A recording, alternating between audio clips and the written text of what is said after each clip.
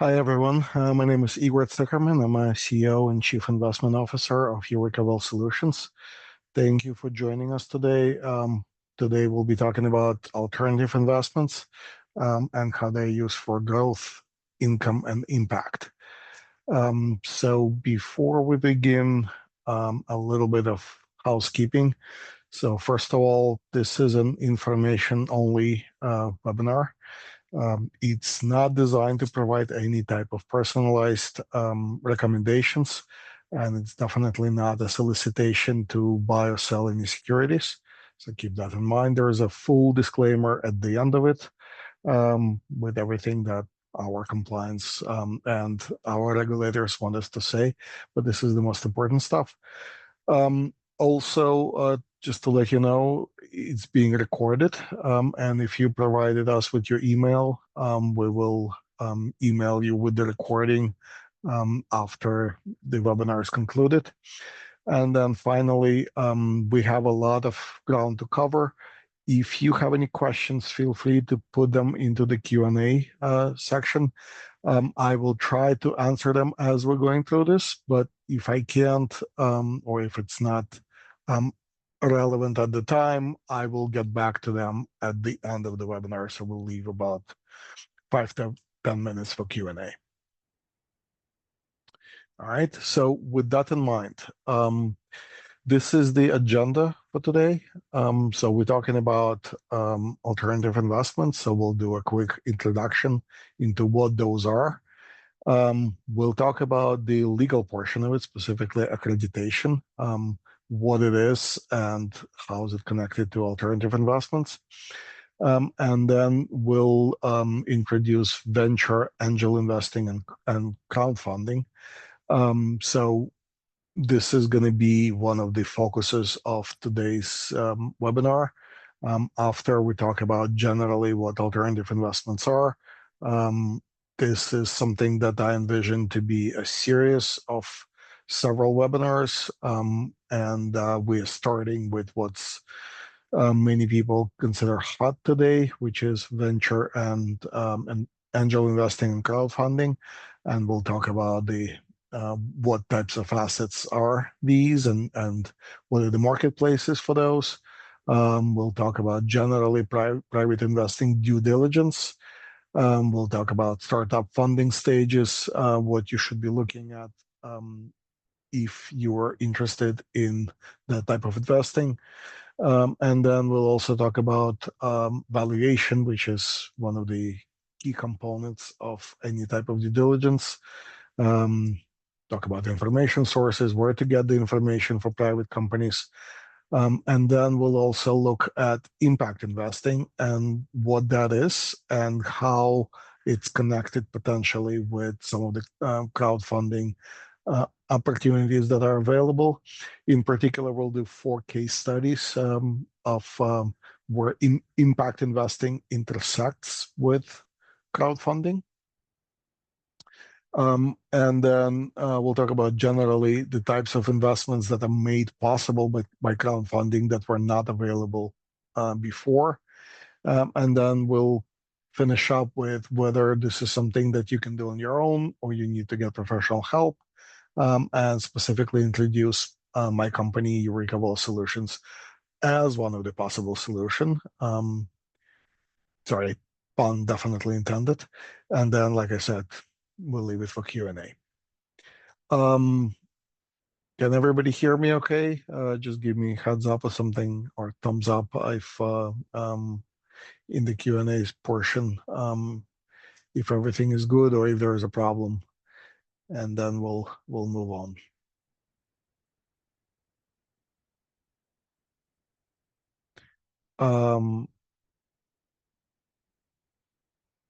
Yeah, you can also put it into chat if you'd like.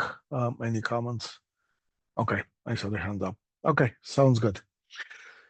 So, what alternatives? The simplest definition that exists out there is it's an investment into an asset class that is something other than the traditional one, which usually means stocks and bonds. So this definition is a bit vague, but it's roughly accurate. So things like real estate and commodities, for example, are often considered to be alternatives, even though they have become quite mainstream nowadays. But there are a number of different others, and in a minute I'll show you some of the major asset classes that fall under alternatives universe. What you also need to know about it is that these types of funds typically charge a higher fee, um, and they typically require significant investment minimums. Again, there are some exceptions from those rules, but this is something useful to know upfront. They also may not be suitable for all investors, and a lot of them are historically only available to accredited investors that I have alluded to before. We'll talk about what that means in a second.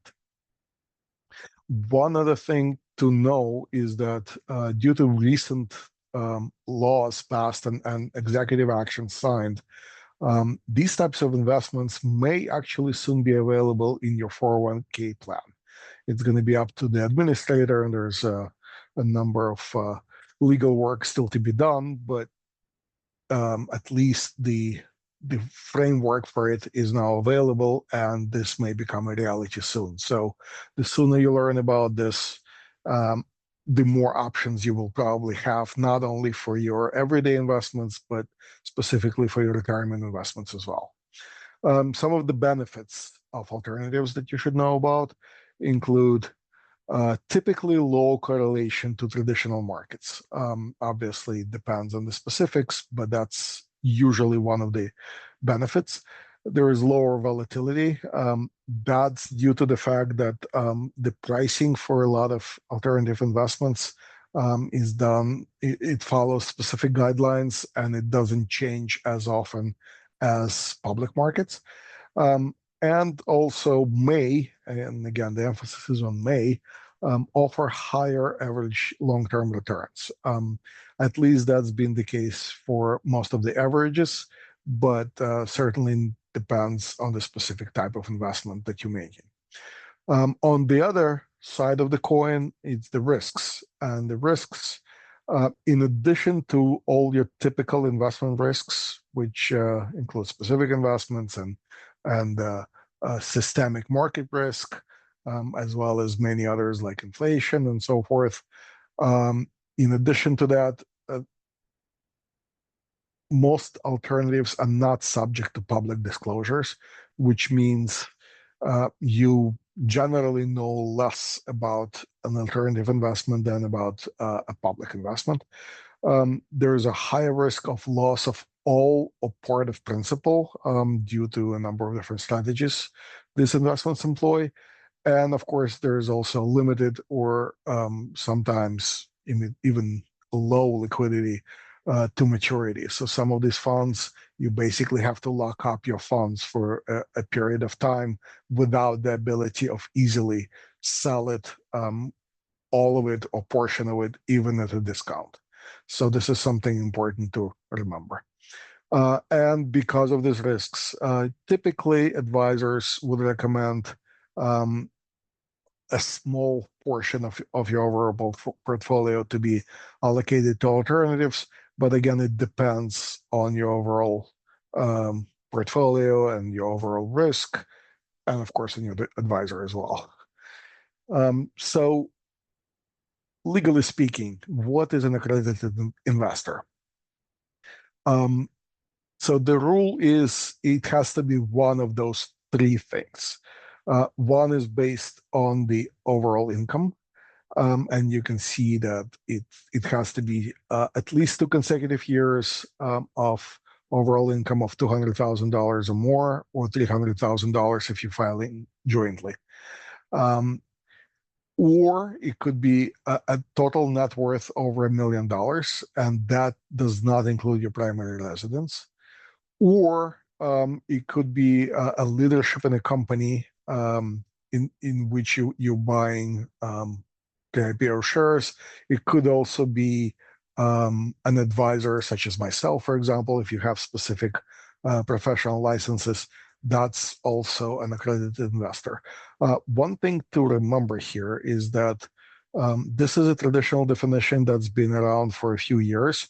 It's been slightly expanded lately, and those numbers that you're looking at in terms of income and net worth, they're not inflation linked, which means they haven't been adjusted in about 15 years. And as far as I know, they're not going to be anytime soon, which means there's a lot more people who qualifies as accredited investors today and will be more in the future than in the past. So what is the alternatives universe? If this pinwheel is new to you, that's because it was developed internally. So you probably have not seen it unless except maybe on our website. And if it's a little confusing, that's fine. I'll try to explain it in a few in the next few minutes. So the inner circle that has three main strategies of what people typically invest in alternatives or any other or traditional investments as well. It's usually growth, income, or tax advantage, sometimes a combination of two or three. Um, there is another one potentially that's been more popular lately, which is impact, and we'll be talking about that a little bit later. But these are typically the most important ones that investors and the advisors look at. So the middle wheel has sort of groupings of asset classes that fit within alternatives universe, and then the outer wheel shows you specific asset classes, and there is quite a few of them. So the first one from 12 o'clock to 2 o'clock, the first sector of this circle that covers venture capital and private equity is for the most part what we will be talking about today. And most of it is definitely oriented to growth. There are some alternative assets also that somewhat interlap with some of the crowdfunding ideas.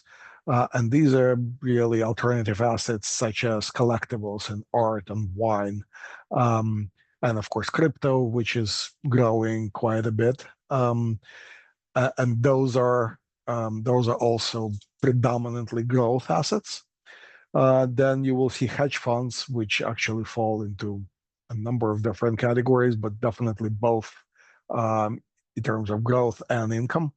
And then there's a big section of private credit, which if you've been reading financial websites and paying attention generally has been a big um, has been on a big growth in the last couple of years.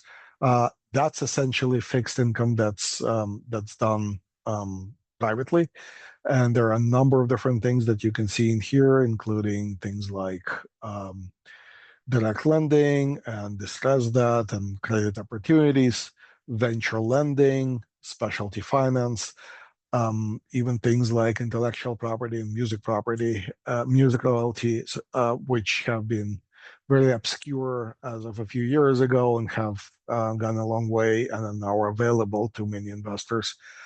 Unfortunately, we can spend a lot of time on this, but we don't have much time. So I'm just briefly mentioning them, and hopefully we'll touch more on those in other webinars that I'm planning to do in the near future.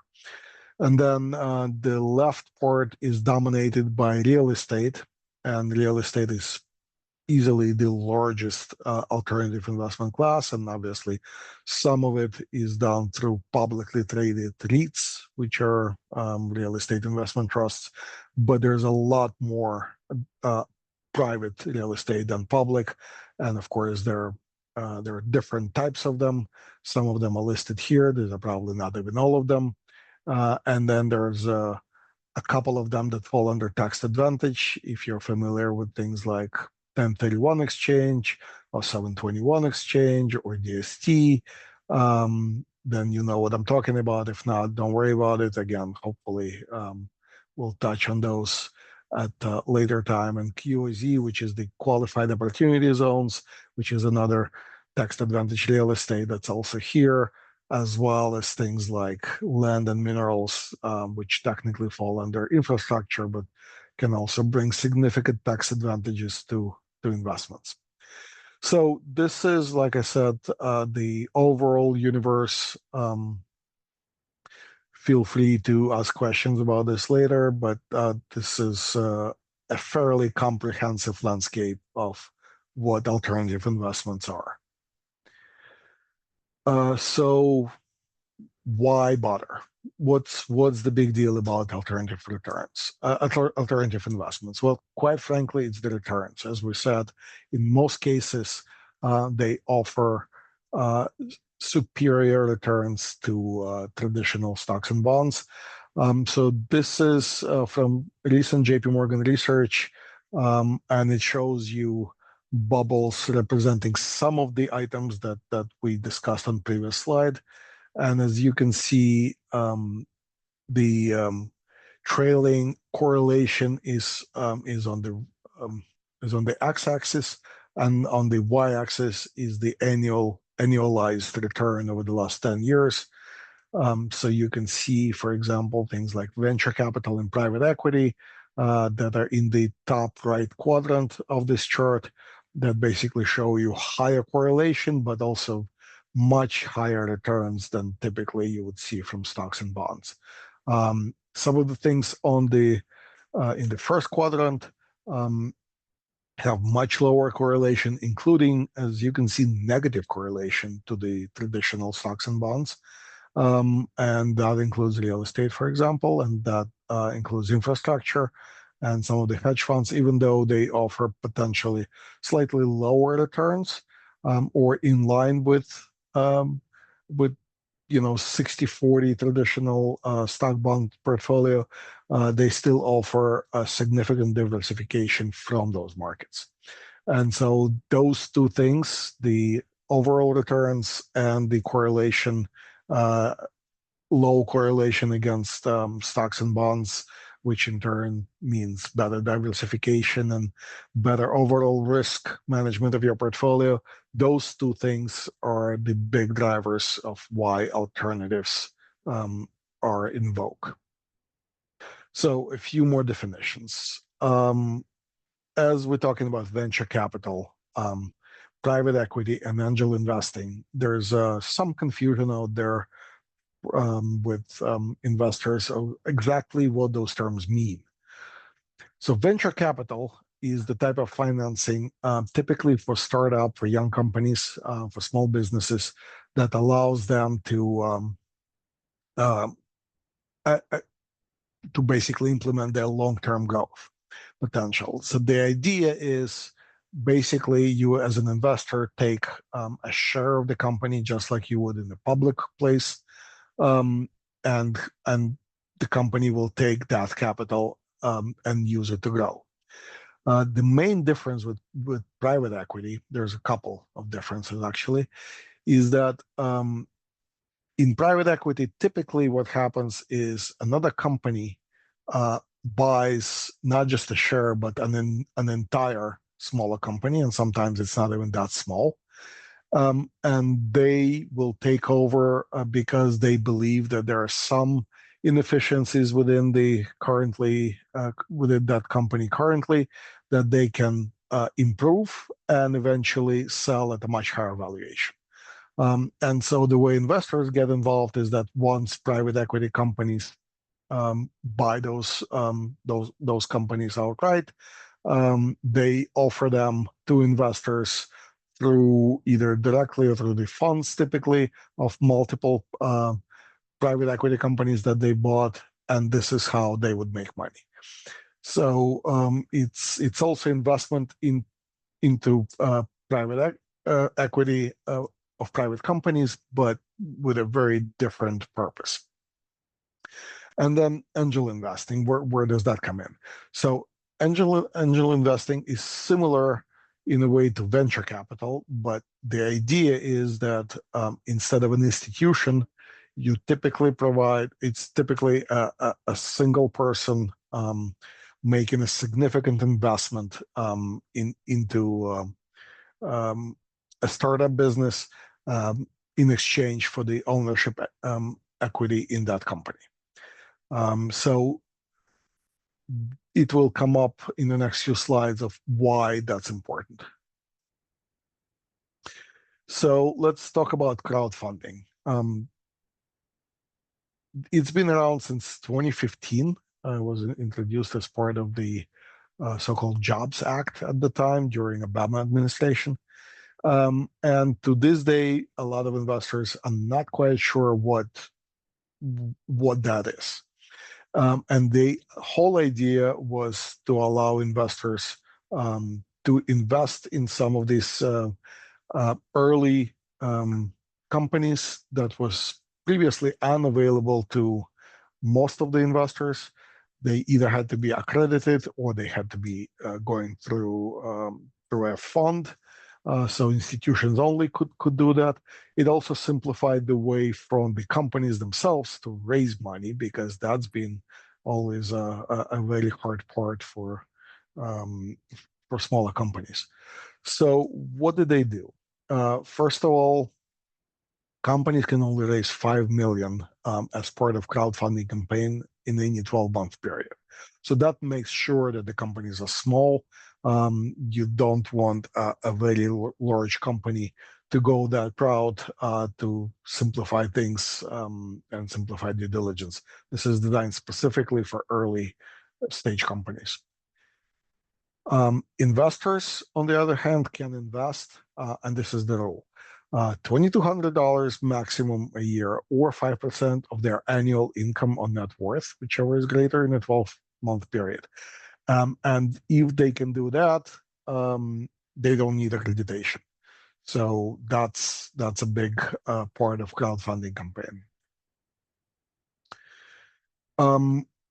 Companies, on the other hand, are required to provide financial statements, and they have to be certified. As long as they're trying to raise more than this odd number, which is slightly over $100,000, they have to provide financial statements that are certified. But that's a relatively low bar for companies to enter. So the only other requirements from the company is to disclose how they're planning to use the funds.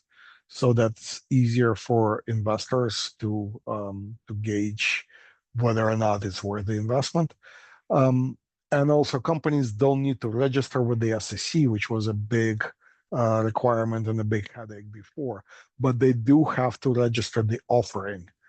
So whenever they're raising money, that process has to be registered, and they must file annual reports with the SEC. And those are pretty rudimentary for a lot of these companies. It's basic financial statements. But this Form C that allows you to register the offering, that's a big source of information that we will be talking about in a few minutes. And so this is only for US companies, although in Europe they now have somewhat similar framework, but it's different. For now, we're just covering what's done in US.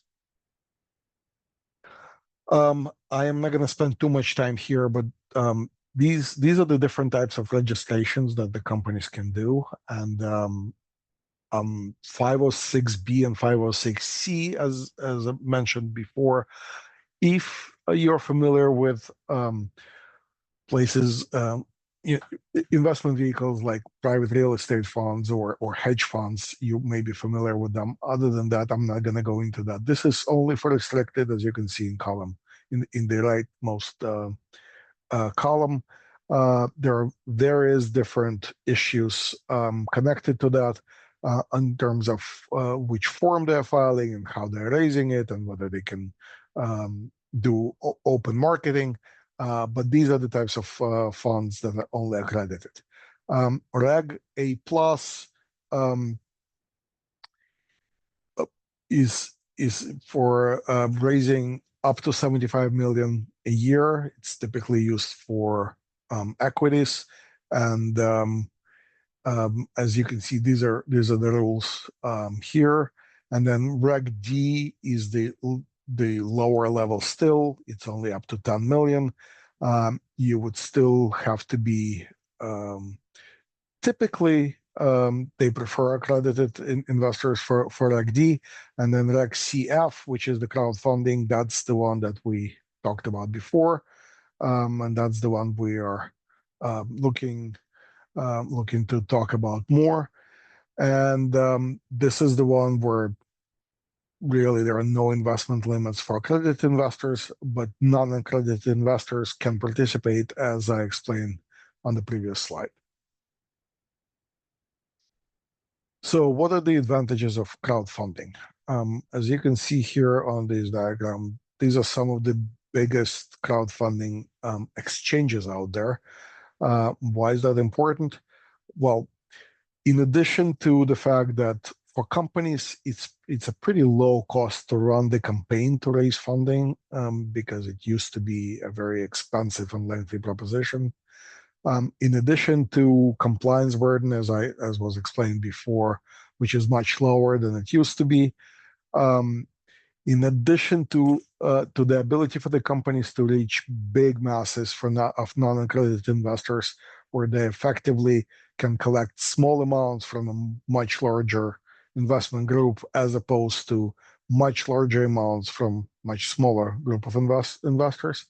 So in addition to all of that, and like I said, the fractional shares of assets and democratizing the assets, one thing that it stipulates is that companies that are raising money have to use one of these registered platforms. As of right now, there's over 70 of them. These are just about 10 of them that you can see here, but there's a lot more, and I'll briefly touch on some of those platforms in the next few minutes. But this is essentially what crowdfunding brings to investors. So equity crowdfunding. So this is the most common one. This is the idea of investing in startup equity. There is two major marketplaces. One is called WeFunder. One is called Start Engine. You've probably heard of them if you looked into this before. These are some of the different things that you can see, some of the features of these two platforms. They're similar in many ways, and they're definitely competitors. There is no rule for a company to use any specific one, or once you use one of those, to keep using the same one. In fact, a lot of companies try to switch from one to another to see what works better.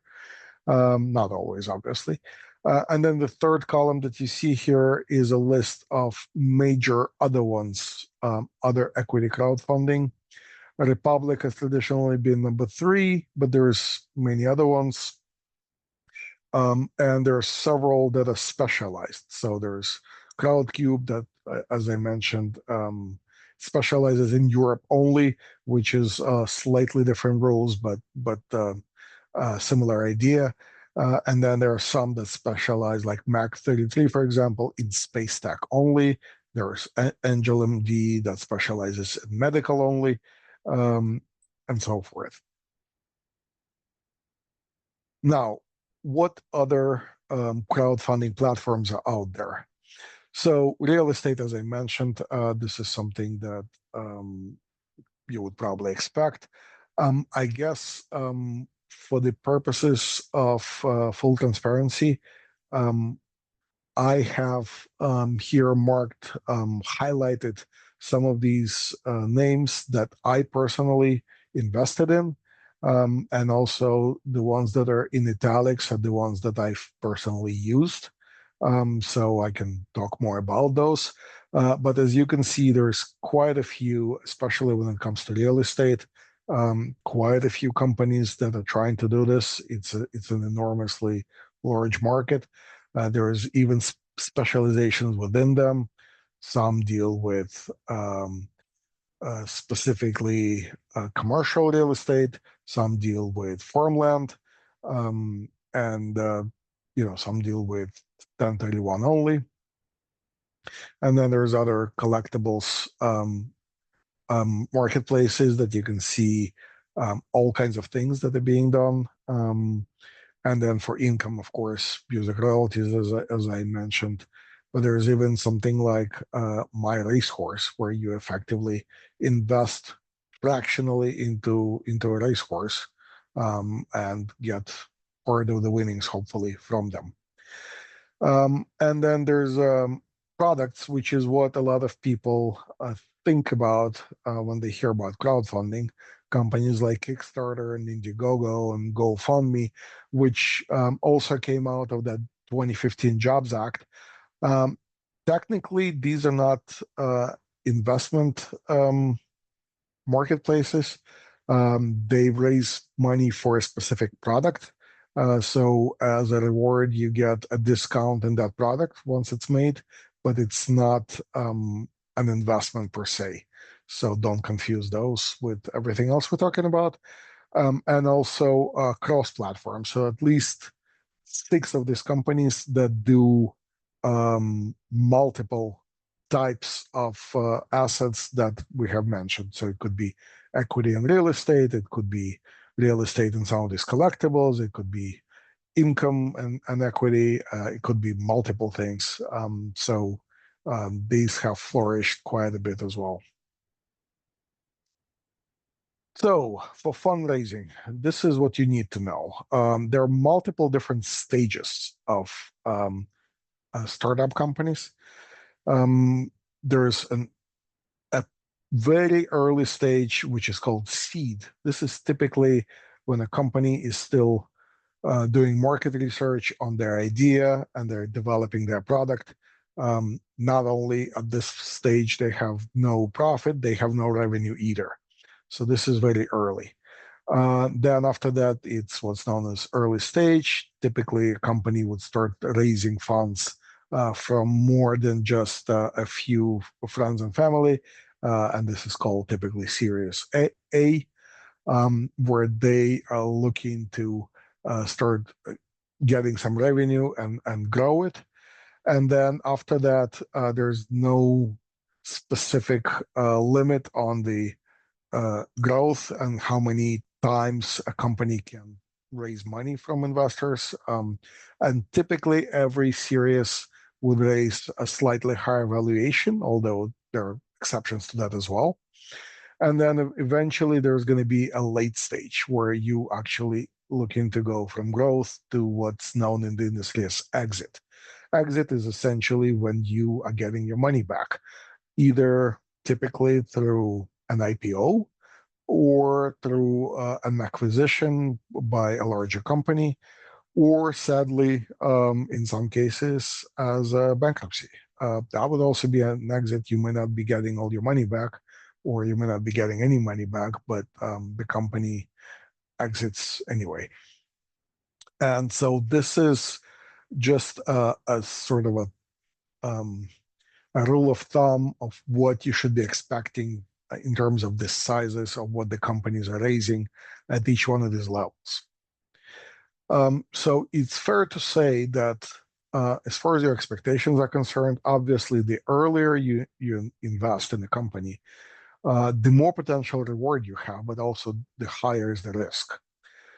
So this chart that you see below, this is known as the J curve, and it roughly shows you what happens from the time of the inception of the company to the time of the exit, as I explained.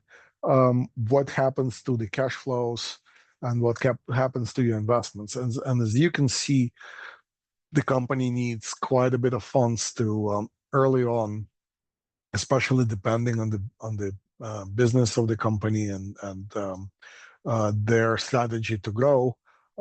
Exactly how that curve looks, but it's definitely dipping below before it can get to the point where it's producing revenue and especially breaking even.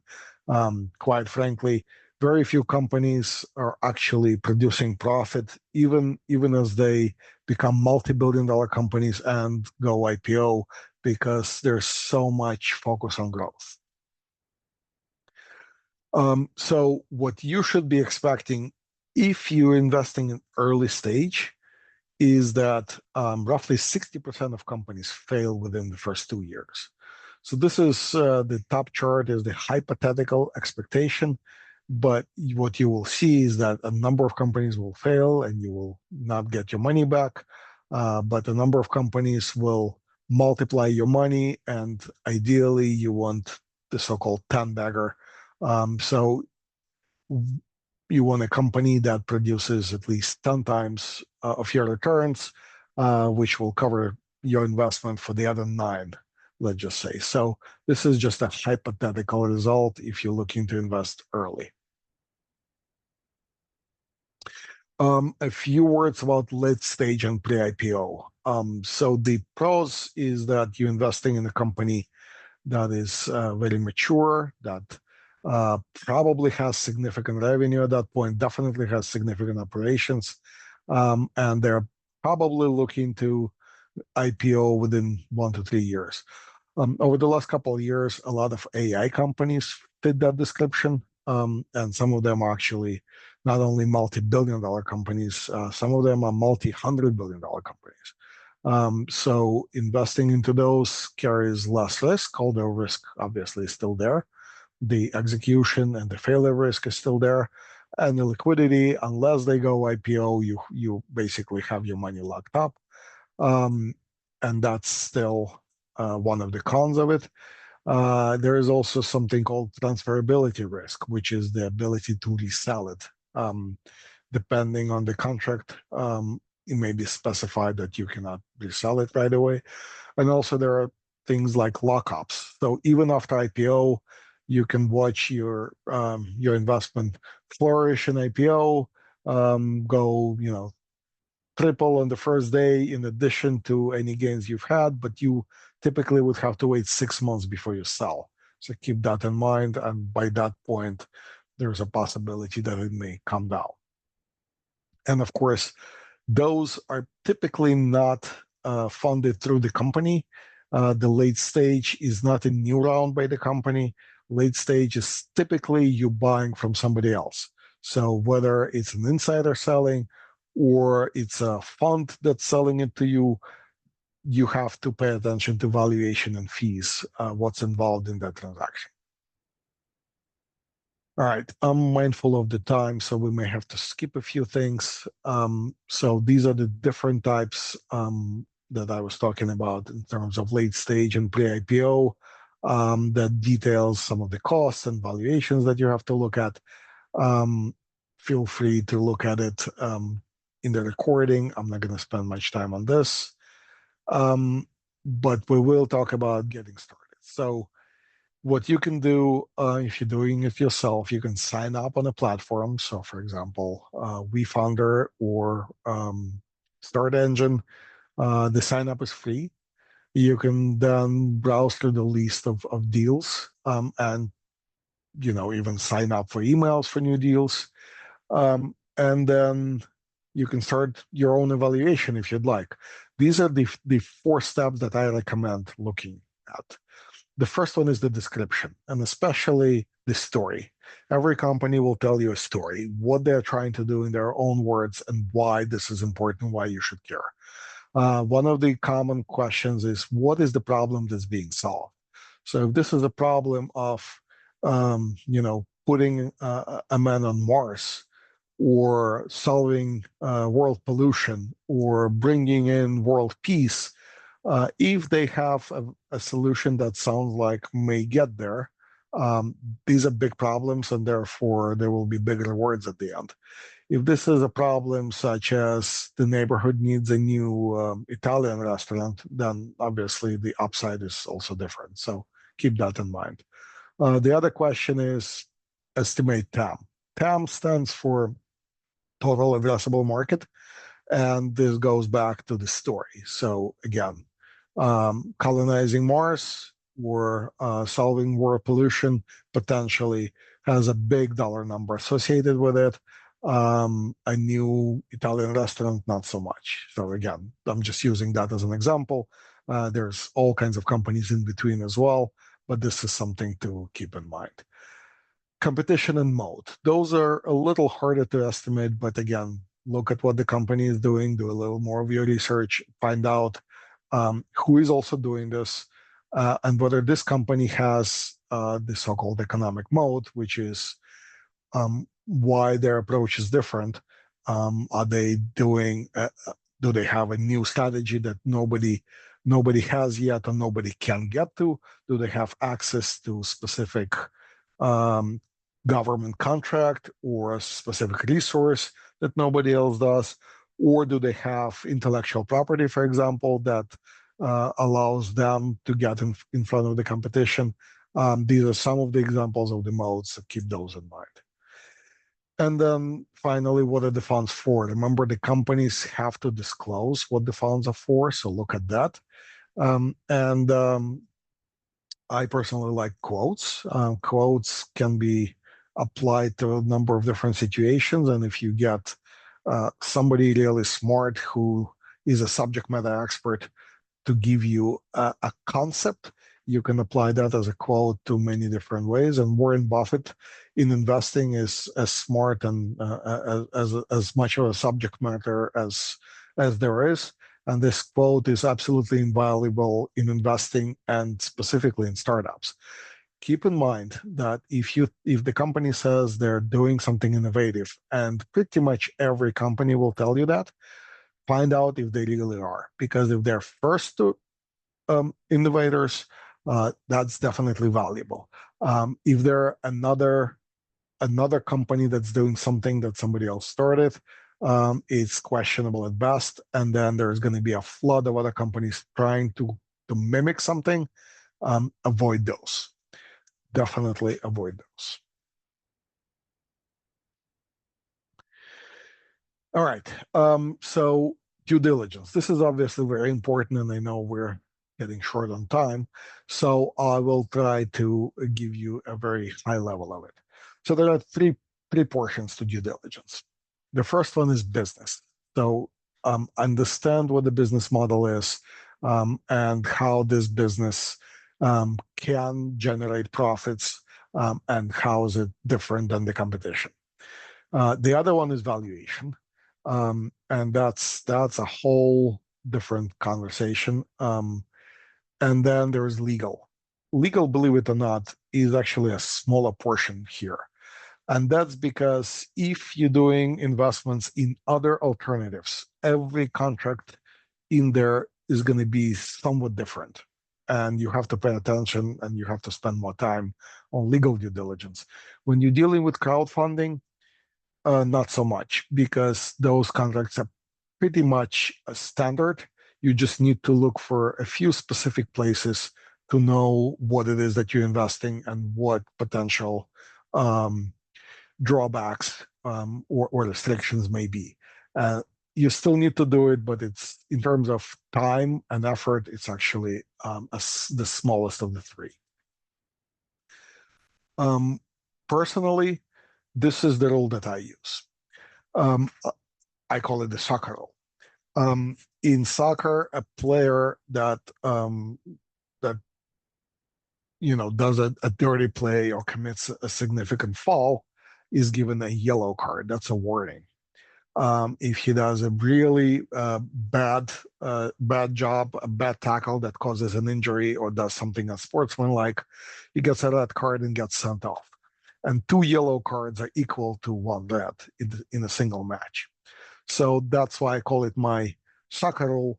I look for yellow flags. I look for a serious concern, which could be, the company is not sure how to use their funds, or the company has a management team that is suspect, or the company has a serious competition. That's a yellow flag. If I have 2 of those, I don't proceed. It's the same as red flag. And red flag is obviously an issue that can kill the company. A lot of the times it's a legal issue. Think back to companies like Napster. There's a good example. Back in the 90s, seemed like a good idea, except it was illegal to share files that are copyrighted. That's the type of red flag that you want to avoid in your investments because that's a business killer. So yeah, Sakharov, walk away if you have a red flag or two yellow ones. Now, in terms of due diligence, what most companies, what most institutional investors will do, what I will do for my research, and what I recommend you do if you go with it alone, um, is using some sort of a scoring system. Because the fact is, when you're looking at the business, it's very difficult to evaluate it. What I use typically is 11 different categories. Um, and I will show you the categories in a second. And I basically score them on a scale of 1 to 10, 10 being the highest. As you can see, 10 is giant, 9 is a game changer, and lowest scores means negative or zero, questionable. Um, and you'd be surprised after you've looked at a number of them, this scoring becomes pretty easy. So these are some of the categories out of those 11 categories that I can see what the business idea is, what the impact that it can do, the moonshot potential, meaning is it really going to be a giant company? Like, are you looking at the next Google or Amazon, for example? um, Mode that we talked about, many other things like team. Look at who the investors are because that's important. If you see a lot of big institutional investors, that's a big positive. If you don't, that's probably not. And all of these other things. Typically, so out of 11 categories, the maximum score for me would be 110. Typically, a score of 70 plus, according to my system, um, produces stars for you. Anything below 60, you can probably easily ignore. So that's the system that I use. Um, what's important to know when you look at the business model of the company is understand the risk, and the risk comes from not knowing what you're doing, which is another quote by Warren Buffett. And these are some of the top reasons why startups fail. This chart varies from year to year a little bit, especially in COVID years. It varied a little bit more, but these are top 20 reasons that this is something for you as an investor to look at. And the biggest ones are no market need. People come up with a product or service that actually has no need in the market. Happens all the time. Run out of cash, easily the second worst one. So look at financials. Not the right team. That happens all the time as well. You have, uh, you know, 5 computer programmers starting a company without a business person. Horrible idea. Or you have 5 business people starting a tech company without a tech co-founder. Another poor idea.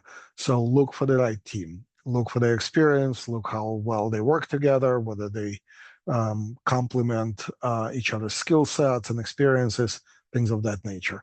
And obviously, I'm not going to go through the rest of them, but you'll get the picture. Look for those potential risks, and you'll know what the risk of your potential investment is. Finally, due diligence, legal due diligence. I'm not going to spend too much time here, but what you need to know is that there are several different types of investments. By and large, you will see those safes, which is essentially buying equity into the company. But you could also see convertible notes, which is a loan that pays you a specific percentage that will convert into that equity in the future under certain conditions. There may be other types. I'm not going to spend too much time on that. Um, so there's a number of different things here. Dilution. This is something you also need to know. You will be diluted, which means your investment, if you're investing at a company at a valuation of $10 million, and let's say you bought, $10,000 worth of it, so it's 0.1% of the company. At the next round, they will be raising money, and your investment will be less than 0.1%. It may still go up in value because the company's overall value is going up, but the number of shares that they're selling will be higher because of all the shares they already sold plus the new shares. So your portion of the company, of the equity, is going to be lower, and that's what dilution is. So keep in mind and look at how the company has done previous rounds, or talk to them about what they may think about next rounds. Voting rights. Most likely you're not getting any. So just keep that in mind as well. There are some exceptions from the rules, but typically, especially through crowdfunding, companies do not want you to participate in management decisions, and that's acceptable, and you should accept that as well. Um, and yeah, so if there are any disclosures, companies have to disclose it to you. So look for that as well. If, let's say, one of the co-founders had previously been sanctioned by the SEC, they have to disclose that. Look at it and understand whether you okay with that, or whether that's one of the yellow flags for you. And look at all the other provisions, things like what are your legal rights if something happens to the company, whether you can sue, or whether it's only arbitration, which is typical, and what the definition of the exit is, when essentially you're getting your money back. This is all relatively standard in the contract that you're looking at. Now, due diligence when it comes to valuation, I want to make absolutely clear that um, hundreds and thousands of books and articles and online courses have been written about this. People who are a lot more experienced and a lot more eloquent than me have been talking about it for a long time. It's not an exact science. It takes a lot of things into consideration, and there's a lot to talk about. And there's no way that within this webinar we can cover all of it. So I'm going to spend about 2 minutes on this. There's a lot of different approaches. As I said, it's more art than science. But what you really need to understand is that great company does not mean great investment. You don't have to go far. Look at public markets. NVIDIA is now valued at over $4 trillion. If you're able to buy it at a valuation of 400 million today, obviously that would be a great investment. If you had to buy it at a valuation of $10 trillion, it would not be a great investment. It's obviously easier said than done in public markets. In private markets, you don't really know the valuation, which is the whole point of this exercise. You have limited information. Financials may not be up to date. If the company is growing but only been around for 2 years, they have financials through 2023, and you're looking in the summer of 2025, whether you should be investing in them. Those are hopelessly outdated. You don't have traditional analyst coverage or traditional valuation measures. So what can you use to figure out the valuation? Number one is comparables. So similar to real estate and to certain other investments, look at companies that are like that, and try to compare where they are at their stage of development, or if there is revenue, obviously use that. Also look at their potential solutions, look at other things. So consider future revenue commitments. For a lot of industrial companies, especially, it takes a lot longer to develop a product and to get the revenue. For biotech companies, takes 5, 6, 7 years to develop a single drug, if they're capable of doing that, before they can sell it. So look at future revenue commitments. So if there is a government contract or a big potential buyer of their services, obviously use those as a gauge, and also look at growth and market share. So if the company is about to take over market share, that's something that you can use in valuation. Also, talk to the company. Ask them if they're raising at a valuation of $25 million. Ask them what this number is based on. You never know. Sometimes you get a coherent answer that actually makes sense. And these are all the different types of sources of information, so I'll try to skip through this. But Form C, as I mentioned before, that's the one that the company has to file for crowdfunding. And all the other things that you can use to get that information. Also, after you decide to invest, keep in mind the company has to keep filing um, their statements in various forums with the SEC. They also have typically investor relations person that you can ask direct questions to, and sign up for their mail list, get updates from them directly, so you'll know what this is, because you may at some point consider, if possible, selling the share or maybe investing more again at later rounds. All right. I know we're really running out of time, so I am going to go quickly to impact investing. The idea of impact investing, in a few words, is just the ability to provide positive impact on something in addition to financial gain. Some of the definitions, impact investing has been done across companies. What's good about the intersection of impact investing and crowdfunding is that a lot of these companies um, are trying to solve a problem that will have a direct positive impact on lives. So these are just some of the very broad impact themes that companies are trying to solve. And if you identify any of those that are important to you, in addition to being able to hopefully make money, you can make that positive impact, whether it's healthcare or environment or safety or any other ones. Um, there are companies that specifically focus on a business business problem that they're trying to solve, that is pure impact, which is much harder to find in public markets. I was going to go through 4 use cases of companies I invested in, but maybe I'll just do a couple. So Active Defender, and by the way, again, full disclosure, these have been done a couple of years back.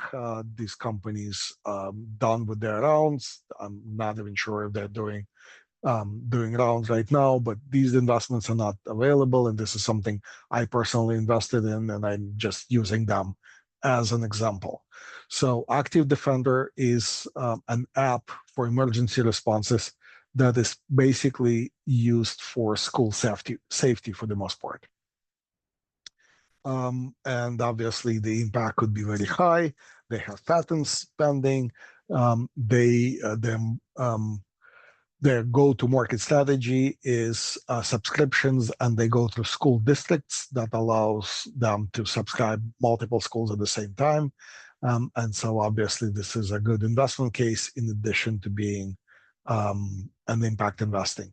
The other one is a Hold On Bags, which is a company that makes all types of bags, such as trash bags and maybe Ziploc bags.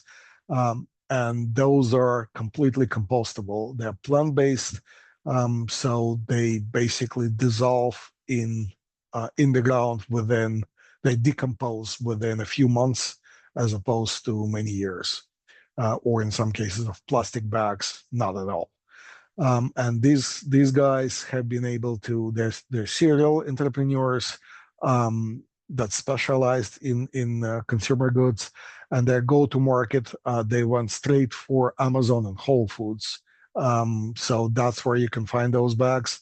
And these guys have had attractive valuation at the time based on their revenue after only 1 year. So again, this is one of those environmental, in this case, impacts, and at the same time, a good use case for a potential crowdfunding investment. The other two I was going to talk about, Agua, that deals with clean water, and Mathco 3D, which is a construction 3D printing that uses dead corals. So they literally collect dead corals that kills actually the environment around it in the ocean, and they use that as construction material that's low cost and very effective. So moving on, some of the other investments that have been made possible by crowdfunding. Food Many of these companies used to be private equity only, so things like farms, including organic farms. Um, there is also alcohol, which probably is not so much impact, but wineries, breweries, and distilleries, there's a lot of them raising money through crowdfunding these days. Sports teams also, a lot of soccer teams, and especially women's sports.